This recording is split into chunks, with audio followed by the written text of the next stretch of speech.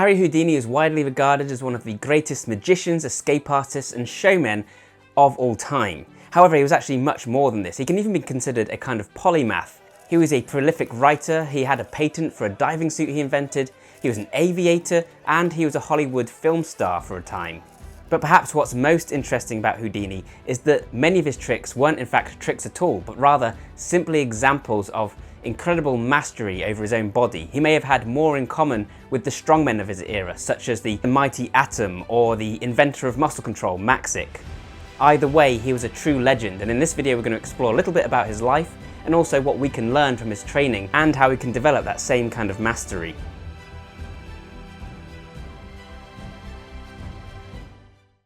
So Houdini was actually born Eric Weiss in Budapest in 1874. He was one of 7 siblings, and one of his brothers actually also went on to become a well-known escape artist. He moved to the US with his family in 1879, and there he would change his name to Erich Weiss, the German pronunciation, although I may well be saying that completely wrong, as usual. In his youth, Erich was already highly athletic. He was a successful runner, a boxer, and a gymnast. At the age of 9, he became a trapeze artist, known as Erich, Prince of Air. He would continue practicing boxing, gymnastics, and jiu-jitsu well into his adulthood. Erich also discovered his passion for magic in his youth. He was inspired by fellow magician Houdin, whose name he borrowed for his own act. He falsely believed that calling himself Houdini would translate in French to like Houdin. Later on in his life, however, he'd go on to become highly critical of Houdin. The name Harry might well have come from Harry Keller, who was also a hero of his, or it might have just been an adaptation of Erich, which becomes Harry, Harry.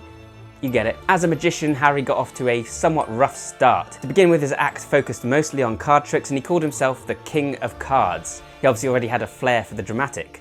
It wasn't until he challenged a police officer, telling him that he could escape from his handcuffs, that he would attract the attention of the media. That obviously captured the public's imagination, and so for a while, escaping from handcuffs would become his bread and butter. He even called himself Harry, King of Handcuffs.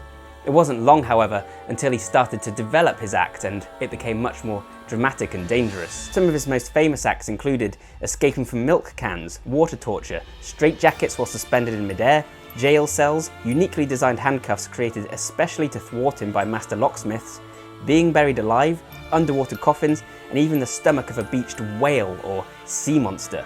Other displays included him materializing through walls, swallowing lots of needles and then regurgitating them later on threaded, and even taking punches to the stomach.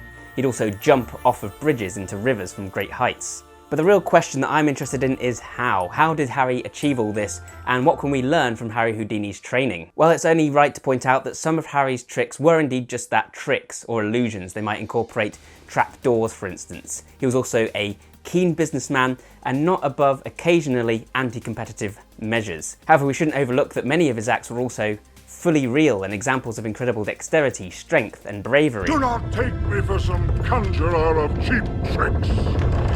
It's well known, for instance, that he collected hundreds upon hundreds of locks and shackles and chains and would practice unlocking them, breaking out of them. Sometimes he'd quickly open them using concealed picks, other times he'd apply force in the correct manner to break them open. His knowledge of locks was second to none. At one point he was even considering becoming a locksmith himself, and he was even enlisted by the US Army to help train the troops so they could escape capture as well. Houdini practiced with single-minded determination, the same kind of absolute dedication and passion that we've seen with several other people I've talked about on this channel, like Bruce Lee or Da Vinci. He was constantly practicing. Like Wim Hof many years later, Houdini's training also involved submerging himself into ice-cold water in a bathtub that he kept in his home. This would shock his nervous system, and he'd then practice bringing it back under conscious control. He'd also practice holding his breath in here, and reports vary on precisely how long he could hold his breath for, but the best estimate seems to be 3 minutes 40 seconds. Of course, right now that's nothing spectacular. Some freedivers can hold their breath for 10, 15, even 20 minutes. David Blaine managed to hold his breath for an impressive 17 minutes on stage. But at the time it was extremely impressive, and it wasn't his only feat of breath control. In another act he was sealed inside an airtight coffin underwater for 90 minutes and used very shallow breaths in order to keep himself calm and not use up all the oxygen. He's talked in the past about the importance of keeping calm and focus even in life-threatening situations, and it's highly likely that he had some kind of meditation or practiced breathing as part of his training. This is all something that I'll be diving into in more depth in future, no pun intended. In short, it seems that Houdini had the uncanny ability to control aspects of his autonomic nervous system consciously. It's something that only a few other individuals have demonstrated the ability to do since. Houdini was generally fascinated with the human body, and uncovering his notes we see lots of sketches of anatomy and musculature. In one sketch from his notes we see the spine split into the 5 sections, demonstrating mobility and flexibility. Another aspect of Houdini's training was training his internal organs. In order to be able to perform that regurgitation trick, he would practice swallowing objects tied to string, then going about his business as normal before regurgitating them whole much later on. Again, this seems to show that with practice you can gain greater control even over the muscles in your stomach. This may be possible due to motor neuron plasticity, the branching of nerves and the creation of new acetylcholine receptors. He also developed his dexterity to an incredible degree. He was likely ambidextrous purely through practice, and he could control his feet with great dexterity too. Reportedly, his training involved tying and untying knots repeatedly with his toes, and it's been said that he achieved the same kind of dexterity in his toes that the average person would have in their fingers. Control of the feet, hands, even organs and autonomic response can potentially be seen as extensions of muscle control.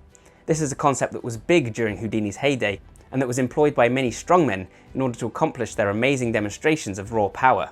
If you follow the pioneer, then you'll know what muscle control is. It basically means the ability to recruit more motor units, not only within a muscle that you can already consciously control, but also within smaller and more obscure muscles. Someone with great muscle control might be able to flex a lat or a trap without contracting the surrounding muscle, and reports seem to support that Houdini was into this kind of thing. They recount his ability to make muscles pop up and contract in his hand, in his forearms, even his little finger. And it's been suggested that Houdini actually learned the ability to contract his stomach and take punches from the Mighty Atom. This would come in handy when he was escaping cuffs or when he was escaping straitjackets. The way he would escape from straitjackets was by expanding his chest and arms whilst the straitjacket was applied. That way he'd then have slack in order to escape subsequently. In his book Muscle Control, Maxick, who was another contemporary strongman, explains how you can develop more of this mind-muscle connection with the muscles in your body. You can practice this yourself. Try putting a hand on your lat and just gradually trying to flex it and feel it move without moving the rest of your body. Likewise, you can make your forearms contract. Imagine that you're trying to squeeze a ball, but at the same time not move your hand, and you can see the muscles in your forearm moving. To get it, you'll be able to command those muscles at will and will be more conscious of them during movements. Houdini demonstrated an entirely different use for this same concept, exploring hitherto unknown capabilities of the human body. Many believe that it was taking a punch to the stomach before being properly prepared that ultimately killed Houdini. In fact though, it's more likely that this simply masked the severity of an unrelated issue with his appendix.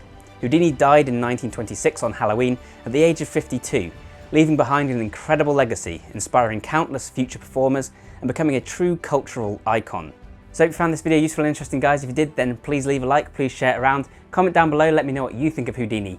Were there any awesome feats or facts about him that I missed that you'd like to share? Likewise, let me know who else you'd like me to cover in future in this Legends series. I've got lots more on the way, of course. I'll be talking about programming, cybersecurity, as well as balance training and VO2 Max. I've got the Nightwing Part 3 that is on the way. So if that all sounds good, then thanks a ton for watching, and I'll see you next time. Bye for now.